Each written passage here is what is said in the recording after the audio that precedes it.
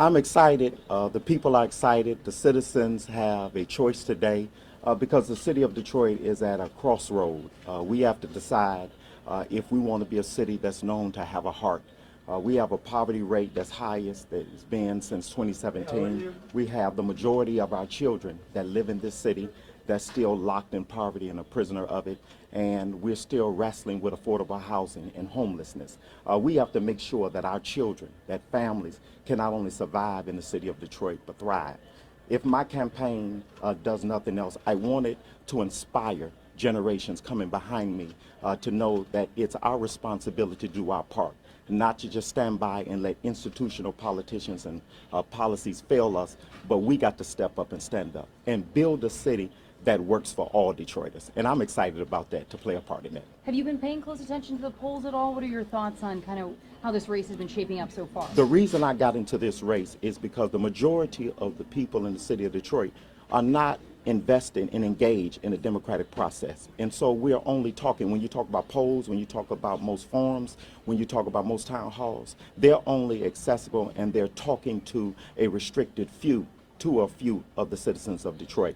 The poll I'm interested in is how many people can we excite and incite and get up off the couch and leave their familiar domicile and make sure they engage in this particular process. And so today is the start of it. It's not the end of it, it's the continuation of it, because we still got a whole lot more work to do no matter how this turns out today. What is your message to voters to get them out to vote on this final day? We have to get engaged. When you think about the fact that I'm up against an opponent who's an institutional politician, she's going into this general election with a tremendous cloud over her head. When you have the power and you sit at the table and you vote that in conflict of interest to yourself, when it goes against the charter, when it goes against what this city has come from. This is too important. We cannot have a mayor that sits in that seat and we got a question of a suspicion like you have voted multiple times to give more than $60 million to someone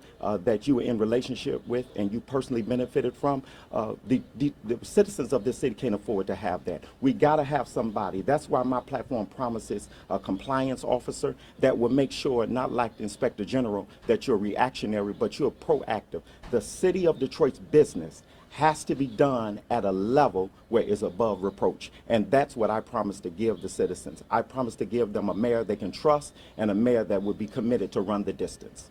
And can you talk about how pivotal this election is? First time Detroit may see a new, or will see a new mayor in over a decade. Yeah, it gives the citizens of this city an opportunity to make sure. I've lived and been a part of this city all of my life. And when you've been a part of this city, you've seen all type of mayors sit in that seat. This gives a tremendous opportunity for the people in the city to put a mayor in that seat who's like them, a community mayor. Someone has sold us a bill of goods to make us believe that a mayor has to be an aristocrat or a bureaucrat.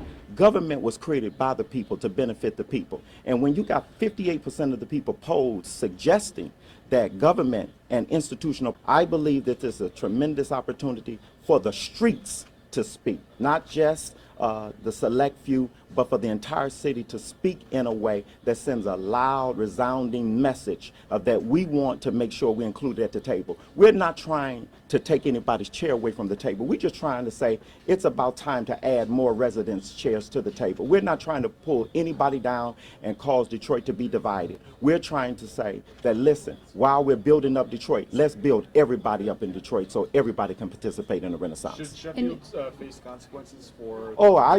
There's no question about it.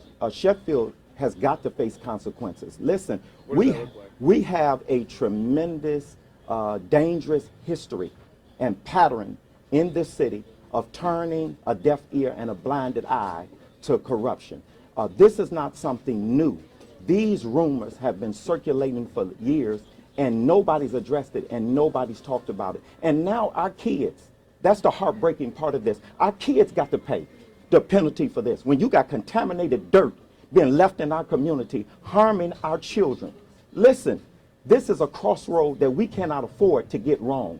We got to get this right for all of the citizens in the city. If she becomes mayor, what do people do about that? I mean, what do you push for more investigation? Well, you cannot leave it in the hands of political appointees like the ethics board. Those are political appointees by her and the mayor. We have to make sure that we bring in objective law enforcement that can take a look at this and hold her accountable. If what I'm hearing is even an ounce of truth in it, something has got to be done, and her feet has got to be held to the fire. And what it will suggest is that there were too many people around her that was complicit in this, and we need to clean house.